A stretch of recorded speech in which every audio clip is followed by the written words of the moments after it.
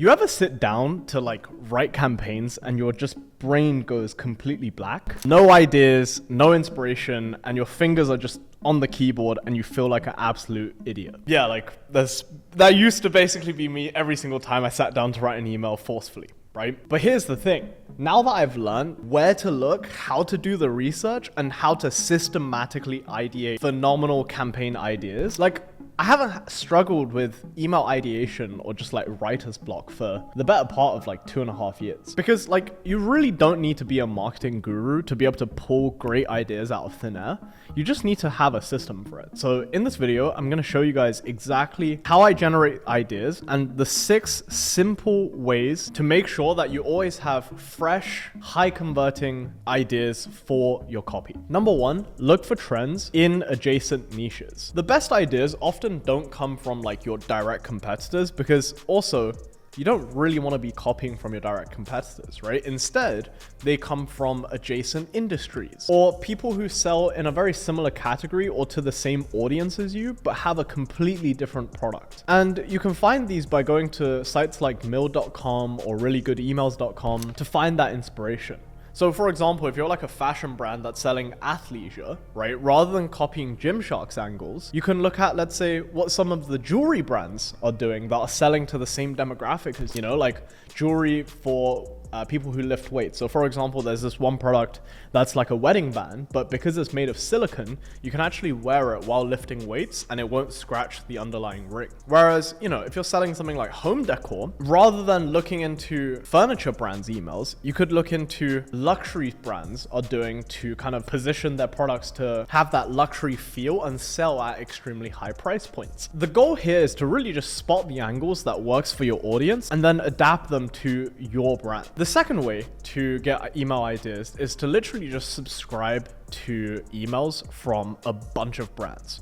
So internally at my agency, I have this pretty cool thing where every Monday and Wednesday, my assistant actually curates a bunch of design-based emails or just emails that she receives from literally like the top brands. And I send them out as inspo to my whole team so that we can learn from these angles, implement it ourselves, and get inspired. And to do this is super simple for you as well. It's like you literally just create a dedicated inbox, right? It could be a Gmail, Hotmail, whatever. It doesn't really matter. And then you just go and subscribe to literally every single competitor, people who are indirectly competing with you, brands that you really like, or go into Facebook ads library and just find brands with phenomenal ads and products and just subscribe to all of their lists. And then every week, when you're trying to sit down and write some copy, just look through that inbox and see what you can find. Number 3 is using Facebook ads library to find ads that are targeting your audience, solving very similar problems, to try to figure out like what top of funnel angles are they using that you can actually use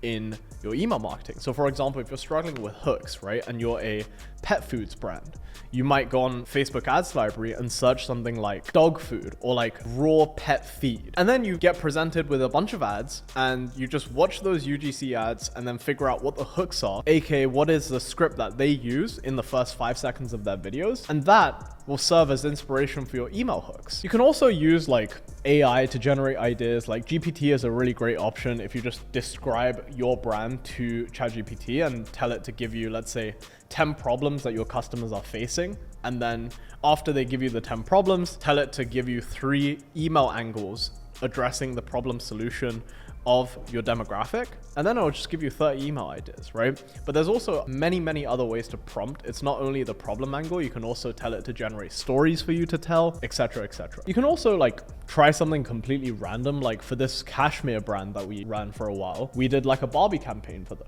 right? When Barbie and Oppenheimer first came out, there was a bunch of hype around it. Or we did like a goat campaign from them because obviously it's cashmere, right? And they sourced the cashmere, I think from Mongolia, if I remember correctly. And we wrote the entire email from the perspective of the goat that cashmere is from. You can also use other angles, like for example, if a celebrity, let's say, has a phenomenal build. Like in recent memory, the thing that kind of is top of mind is like the transformation that Zac Efron went through, right? Like he basically went from like High School Musical aesthetic to like absolute Chad, right? So talk about what was required in that transformation process, right? So that could be a completely random idea that you can draw from as well. So at the end of the day, marketing is about creativity. So Never be afraid to test out wacky and wild ideas. And lastly, like the sixth method is to really understand that not every single email needs to be a sales-driven email. Like, for example, we saw a brand use a very creative way to raise the engagement and click-throughs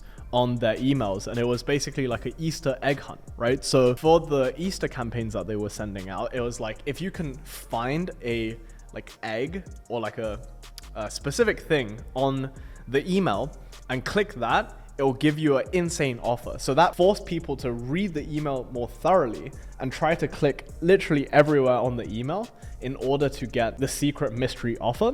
Another way was telling people to count the number of bottles of our product that was on screen. And if they get the number right, then they would get the offer. But then the trick is basically you include 4 options as multiple choice.